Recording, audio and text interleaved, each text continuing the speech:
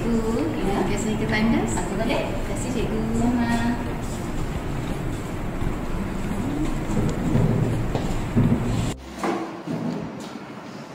Cikgu, Ya. izinkan saya pergi ke tandas. Itu baru pergi. Boleh pergi tapi nanti tengok air lagi. Boleh? Okey, boleh tahan tak? Boleh. Okey. Terima kasih cikgu. Selamat.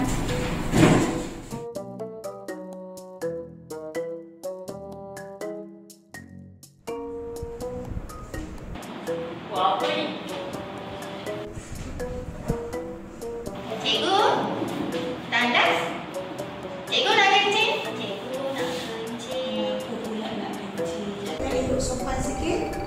Cikgu, Mana ada izin nak pergi tandas? izinkan saya ke tandas. Ya, boleh. Cikgu.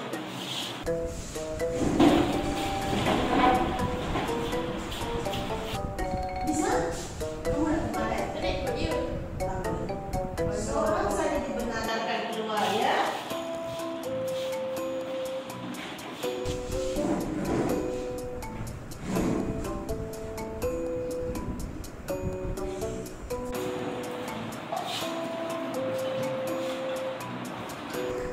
Cikgu, ini pergi tandas tak minta izin. Cikgu ni seorang-seorang buat perangai. Kita tak minta izin pergi keluar. Nanti saya denda dia.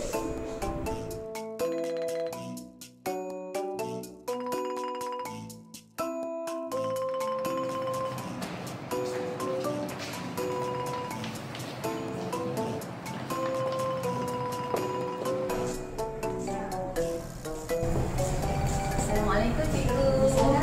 Boleh kami tolong bawa? Boleh. Nanti buku ni tolong letak dekat pejabat ya. Okey. Terima kasih. Sama cikgu.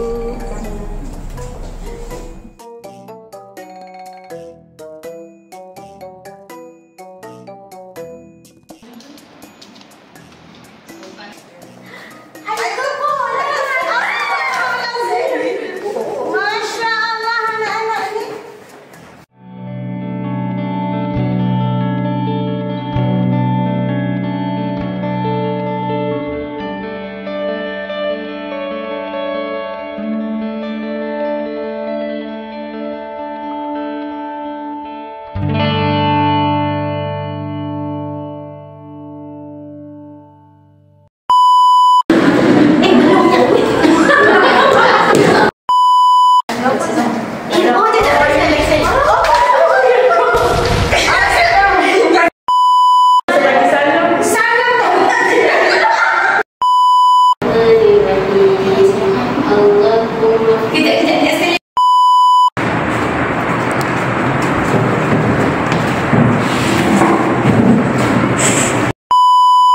Tiga. Ting ting ting.